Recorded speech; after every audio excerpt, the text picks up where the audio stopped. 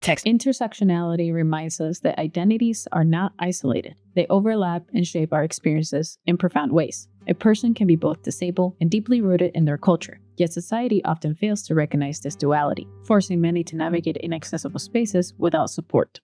As Vivian M. Hardison notes in Cultural Implications on Latino Disability Definition, Perceptions, and Practices, 2016, Latino families often face systemic barriers to accessing services, compounded by cultural stigmas and a lack of understanding about disability. This exclusion denies disabled individuals the opportunity to fully participate in their cultural heritage.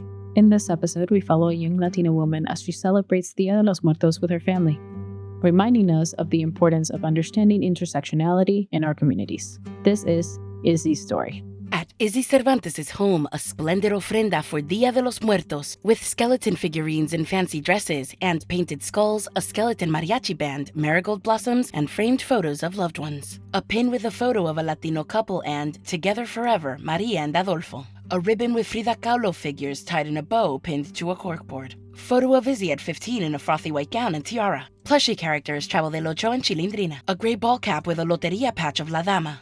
Izzy, a young Latina woman with brown tan skin and jet black hair, makes her bed. Then, she chooses a pink Sharpie from a package of pastel colors. Sharpie in her left hand, she grips a pencil in her right, sitting on a brown leather sofa. Flipping the page in her sketchbook, then drawing with the pencil. Smiling faces, bugs with wavy legs.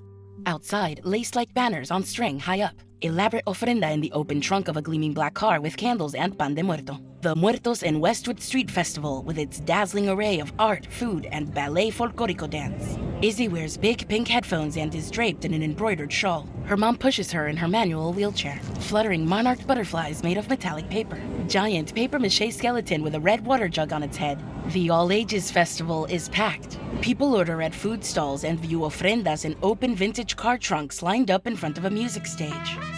In front of the cars with ofrendas, a crowd gathers to watch a small group of women dance ballet folklorico on the street. Above them, colorful little papel picado flags are strung between trees. The dancers fan voluptuous, floral-printed double circle skirts as they stamp, dip, and twirl. The lace and ribbon-accented skirts ripple when each dancer raises the left side, then the right, stepping in time with each lift of their flowing skirt hems. The women smile joyfully, spin and step for Izzy, her mom and sister, and more than 100 other festival goers. Some film on their phones, and the crowd erupts into applause when the dance ends. With her mom, Izzy browses ornate, handmade, dangly beaded earrings on a display rack. They visit more stalls. Bright striped serapes cover the tables. On display, arts, crafts, jewelry, and plenty of festive Dia de los Muertos themed designs. At a food stall, a woman sprinkles a handful of hominy into bright red soup. A light breeze ripples the strings of papel picado. Everywhere, images of sugar skulls painted with ornate vines, flowers for eye sockets, crosses, and spiderwebs. Pan de muerto and milk duds in an ofrenda. A stall with monarch butterfly art. Another with candles in handmade mugs with leaf designs. Now, at a pavilion ringed by poles with black papel picado flags on strings high up. The flags radiate out in different directions to welcome visitors. The area is covered with bark chips, with community-made altars on the ground for their departed family members, a recreation of a cemetery. Some have cardboard headstones painted black, another with a marigold-lined cross. Sweetbreads, sugar skull figurines, framed photos of the departed, bags of treats, butterflies, and tapestries. The tour of the cemetery continues. Family photos leaning on crosses and papier-mâché skulls, candles, breads, and butterflies.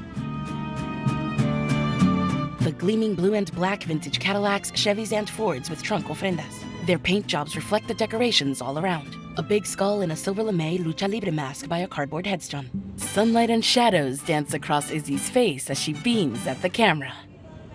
Izzy's celebration of Dia de los Muertos is a powerful reminder of the richness that cultural traditions bring to our lives, while also highlighting the importance of the intersection of race and disability in shaping access to community and traditions. Accessibility is not just about ramps and lifts. It's about truly creating spaces where disabled individuals are seen, valued, and included. By embracing intersectionality, we challenge the systemic ableism that excludes disabled individuals from cultural and communal spaces.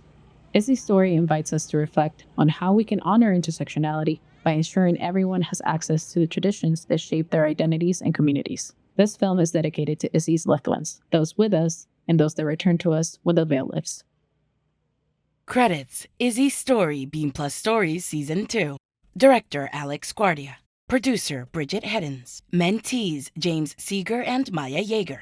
Lead editor Robert Acuna. Additional editing support Alex Guardia. Camera work Alex Guardia, James Seeger, and Maya Yeager. Appearance from Isabel Izzy Cervantes. Additional appearance from Carla Ortega and the rest of Izzy's family. Intro and outro voiceover Alex Guardia. Audio description Social Audio Description Collective. Writer Cheryl Green. Blind script editor Robert Kinget. Narrator Nefertiti Matos Olivares. Filming location Muertos en Westwood Street Festival. Music Por qué by Elan Barlabi and Lou Shigaredu by Teo. A BEAM Plus production. Special thank you to Arts in Society.